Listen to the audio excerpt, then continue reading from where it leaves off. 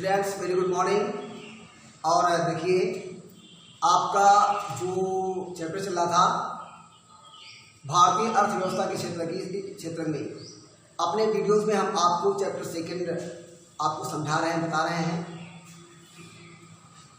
हम आपको लगभग एनसीईआरटी जोन के जो इम्पोर्टेंट क्वेश्चंस हैं वो लगभग 12 क्वेश्चन आपको एक्सप्लेन कर चुके हैं।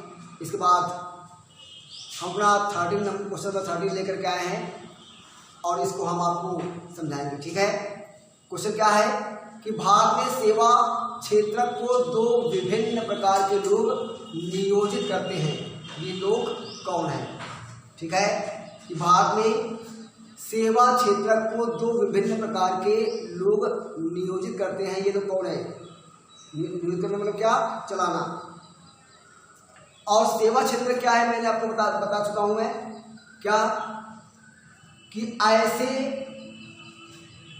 व्यवसाय जिसमें कोई भी उत्पादन कार्य नहीं होता है, केवल मनुष्य अपने मानसिक और शारीरिक योग्यता से लोगों की सेवा करता है।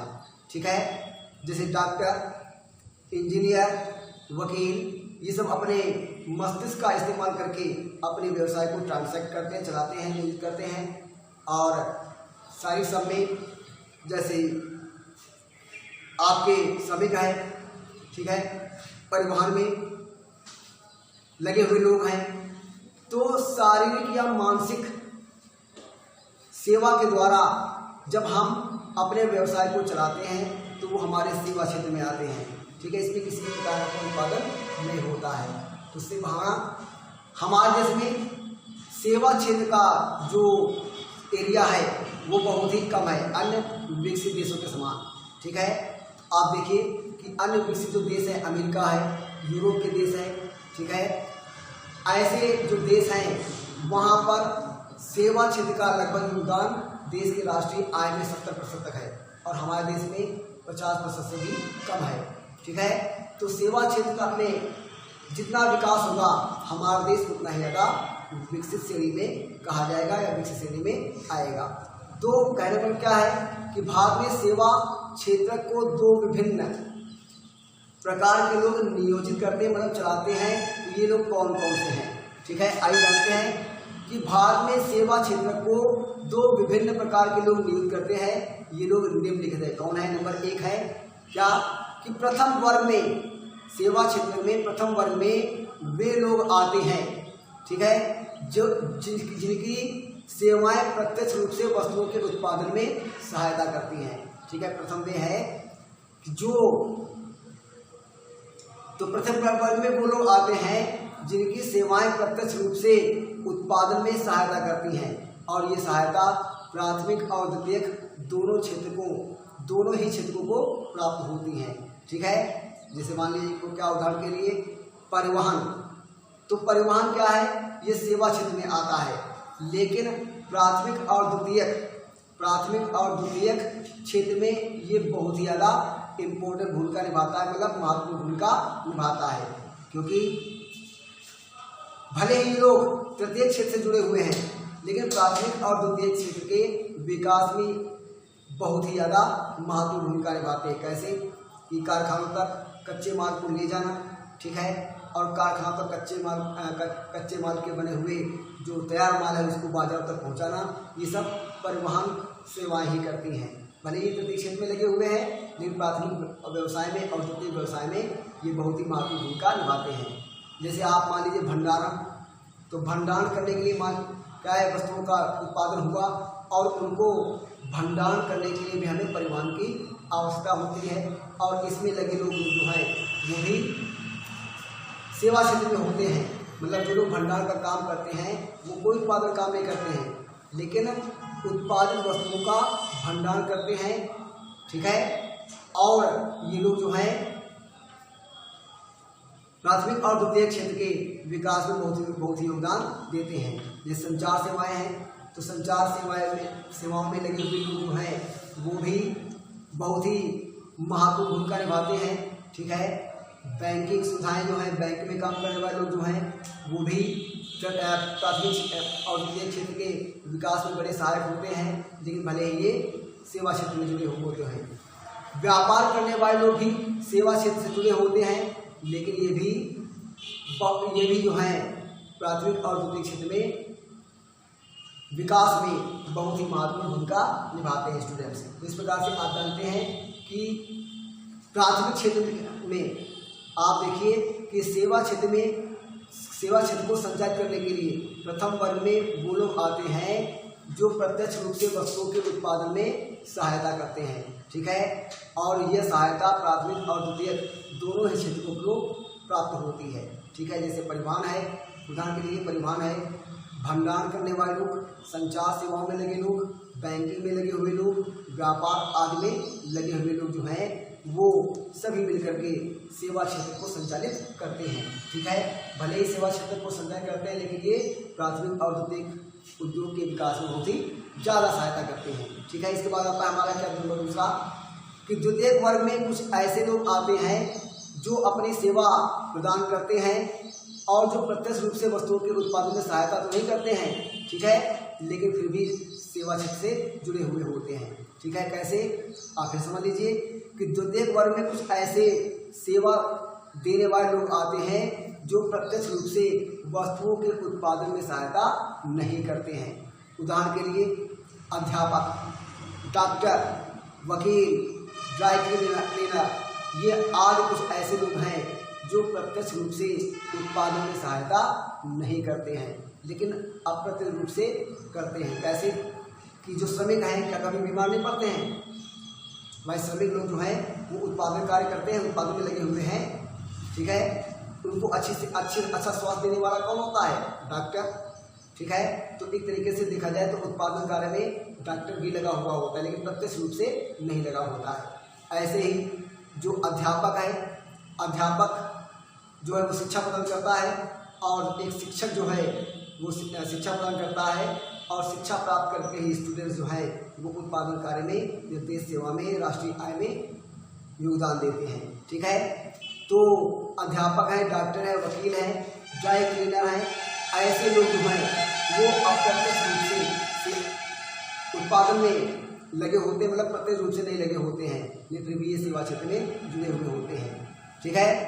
इसके अलावा वर्तमान में सूचना प्रौद्योगिकी पर आधारित कुछ नवीन सेवाएं जैसे इंटरनेट कैफे, ATM बूथ और कॉल सेंटर, सॉफ्टवेयर कंपनियां आदि भी बहुत ही महत्वपूर्ण हो गई हैं। ये सभी इन क्षेत्रों से लगे हुए लोग जो हैं वो भी सेवा क्षेत्र में लगे हुए होते हैं, मतलब प्रत्येक क्षेत्र से जुड़े हुए होते हैं, ठीक है। ये सब इसी वर्ग में शामिल होते हैं। इसके बाद हमारा दूसरा क्वेश्चन आता है क्या कि असंगठित क्षेत्र में श्रमिकों का शोषण किया जाता है। ये बात सच है कि आप देखिए कि उत्पादन में दो प्रकार के श्रमिक लगे होते हैं। कौन कौन से? संगठित क्षेत्र के और असंगठित क्षेत्र के। संगठित क्षेत्र के जो श्रमिक होते हैं उनके अधिकारों की रक्षा के लिए श्रमिक संगठन होते हैं जो उनके अधिकारों के लिए लड़ते हैं और उनके अधिकार उन्हें दिलाते हैं। लेकिन असंगठित क्षेत्रों को जो हमारे असंगठित क्षेत्रों के जो श्रमिक हैं उनका लगातार शोषण होता है। कैसे? क्योंकि उनका कोई श्रम संगठन नहीं होता है, श्रमिक संगठन नहीं होता है, ना ही उनका श्रमिक के रूप में कोई रजिस्ट्रेशन होता है, पंजीकरण होता है, तो इसलिए उनका लगातार शोषण होता है। कैसे? आइए देखते हैं कि किस प्रकार से होता है। इसके कुछ हम पॉइंट्स के माध्यम से इस आंसर को समझ सकते हैं कि किस प्रकार से असंगठित क्षेत्र के में लगे हुए श्रमिकों का शोषण होता है, ठीक है। कह रहा है क्या कि असंगठित क्षेत्र, क्वेश्चन क्या है? असंगठित क्षेत्रों में श्रमिकों का शोषण किया जाता है। क्या आप इस विचार से सहमत हैं? अगर सहमत हो तो आप अपने उत्तर के समर्थन में कारण बताइए, ठीक है। तो हम इस विचार से पूर्ण के सहमत हैं कि असंगठित क्षेत्र के जो श्रमिक वर्ग हैं उनका लगातार शोषण होता है, ठीक है। और इसके पक्ष में कुछ तर्क दिए जा रहे हैं। नंबर 1 क्या है कि इस क्षेत्र के श्रमिकों के संरक्षण के लिए बनाए गए सरकारी नियमों एवं विनियमों का पालन नहीं होता है। असंगठित क्षेत्र के श्रमिकों के लिए और उनके संरक्षण के लिए बनाए गए जो सरकारी नियम हैं और विनियम हैं, ठीक है, उनका पालन नहीं किया जाता है, क्योंकि उनको इसके बारे में सही तरीके से जानकारी श्रमिकों को नहीं होती है। ठीक है, मतलब सरकार की जो गाइडलाइंस है श्रमिक वर्ग के लिए उनको उनके बारे में पता उन्हें नहीं होता है, क्योंकि वो ज़्यादातर अशिक्षित होते हैं, इसलिए उनको श्रम संगठन की या सरकारी नीतियों का पता नहीं होता, इसलिए उनका शोषण किया जाता है। दूसरी बात क्या है कि असंगठित क्षेत्र में बहुत कम वेतन और मजदूरी दी जाती है। ठीक है स्टूडेंट्स, असंगठित क्षेत्र के श्रमिकों को बहुत ही कम मजदूरी दी जाती है अथवा बहुत ही कम वेतन दिया जाता है। ठीक है, साथ साथ में उन्हें ये मजदूरी और ये वेतन नियमित रूप से सही समय पर नहीं प्राप्त हो पाता है। ठीक है, नंबर 3 आपका पॉइंट क्या है कि इस क्षेत्र में मजदूर जो है सामान्यतः अशिक्षित होते हैं, अनभिज्ञ होते हैं और असंगठित होते हैं।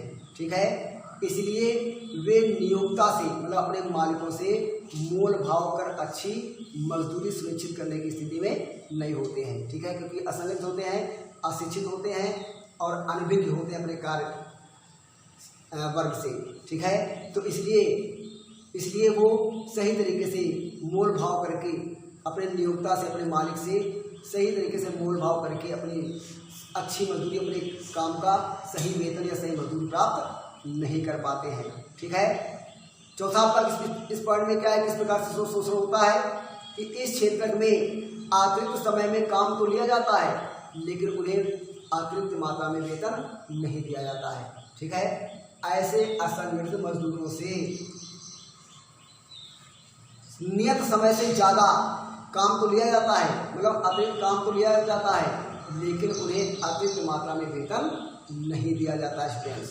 ठीक है, इसके बाद आपका नंबर 5 पॉइंट आता है कि इस क्षेत्र में सवेतन छुट्टी, अवकाश और बीमारी के कारण छुट्टी का कोई प्रावधान नहीं होता है। ठीक है, मतलब सवैतनिक अवकाश या बीमारी के लिए अवकाश का कोई प्रावधान नहीं होता है। अर्थात अगर वे अवकाश पर जाएं, ठीक है, या संवैधानिक या वेतन संबंधी अवकाश पर जाएं या बीमार हो जाएं तो ऐसी अवस्था में उनकी मजदूरी काट ली जाती है, उनकी मजदूरी नहीं दी जाती है। उनको उतना ही पैसा, उतनी ही मजदूरी प्राप्त होती है जितना वो काम करते हैं। ठीक है स्टूडेंट्स, इसके बाद आते हैं नंबर 6 पॉइंट में कि इस क्षेत्र में रोजगार सुरक्षा भी नहीं होती है। असंगठित क्षेत्र के श्रमिक वर्ग के लिए कोई भी रोजगार सुरक्षा नहीं होती है। ठीक है, नियोक्ता द्वारा कर्मचारियों को बिना किसी कारण से ही काम से हटा दिया जाता है। ठीक है, मतलब चाहे वो कारखाना मालिक हो, चाहे वो उसका किसी अन्य व्यवसाय से संबंधित कार्य करने वाला हो, वो अपने श्रमिकों को बिना कोई कारण के उनको मजदूरी से हटा देता है और इसलिए उनके पास में रोजगार की कोई संरक्षण नहीं होता है। ठीक है, उनको उनके अधिकारों के लिए बोलने वाला, लड़ने वाला कोई नहीं होता है। इसके बाद आपका आता है क्या 7 पॉइंट, कह रहा है कि इस क्षेत्र में कुछ मौसमों में जब काम नहीं होता है तो कुछ लोगों को काम से छुट्टी दे दी जाती है। ठीक है, और ये लोग नियोक्ता की मदद पर निर्भर होते हैं। मतलब क्या है कि कुछ मौसमी कार्य होते हैं स्टूडेंट्स, मौसमी व्यवसाय होते हैं जो मौसम के अनुसार चलते हैं। ठीक है, जैसे कि बहुत सारी फ्रूट कंपनियां हैं, ठीक है, तो वो विदेशों को फलों का निर्यात करती हैं, लेकिन जब उस फल का मौसम नहीं होता है तो ऐसे मजदूरों को उनके काम से छुट्टी दे दी जाती है।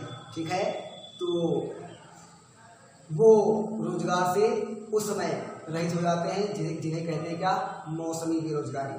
ठीक है, जो मौसम पर निर्भर रहते हैं। ठीक है स्टूडेंट्स, क्या कह रहा है कि इस क्षेत्र में के अंतर्गत जो श्रमिक वर्ग होते हैं, जो असंगठित श्रमिक होते हैं, वो कुछ मौसमों में उन्हें काम नहीं मिल पाता है।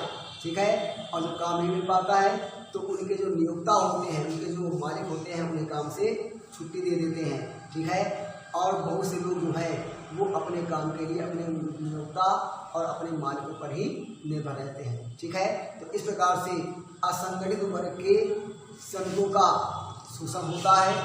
और क्योंकि उनका कोई रजिस्ट्रेशन नहीं होता है, कोई पंजीकरण नहीं होता है। ठीक है, वे अशिक्षित होते हैं, अनभिज्ञ होते हैं, उन्हें सरकार की नीतियों का, नियमों का, विनियमों का ज्ञान नहीं होता है, इसलिए उनकी नियोक्ता लगातार उनका शोषण करते हैं। ठीक है स्टूडेंट्स, इस प्रकार से ये दोनों क्वेश्चन आपने समझा, और नहीं समझ पाए हो तो आप NCERT जोन में चैप्टर नंबर 2 अर्थशास्त्र में चैप्टर नंबर 2 भारतीय अर्थव्यवस्था के क्षेत्र, ठीक है, इन दोनों में ये दोनों क्वेश्चन आपको NCERT जोन में मिल जाएंगे। चैप्टर 2 में भारतीय अर्थव्यवस्था के क्षेत्र में पहला क्वेश्चन क्या है कि भारत में सेवा क्षेत्र को 2 विभिन्न प्रकार के लोग नियोजित करते हैं, ये लोग कौन हैं, और असंगठित क्षेत्र में श्रमिकों का शोषण किया जाता है। क्या आप इस विचार से सहमत हैं? अगर सहमत हैं तो अपने उत्तर के समर्थन में कहाँ बताइए। ये दोनों क्वेश्चन बहुत ही इंपॉर्टेंट है परीक्षा के लिए, और इनका आपको अध्ययन करना है, यही आपको लिखना भी है। ठीक है, और क्या करना है, आपको होमवर्क हमारे व्हाट्सएप के द्वारा भेज दिया जाएगा, और आप अपनी किताब से लगातार इन क्वेश्चंस को पढ़ते रहिए, याद करते रहिए, समझते रहिए। ठीक है, ताकि आप अपनी आने वाली परीक्षा में अच्छे अंकों को प्राप्त कर सकें। ठीक है, गुड बाय।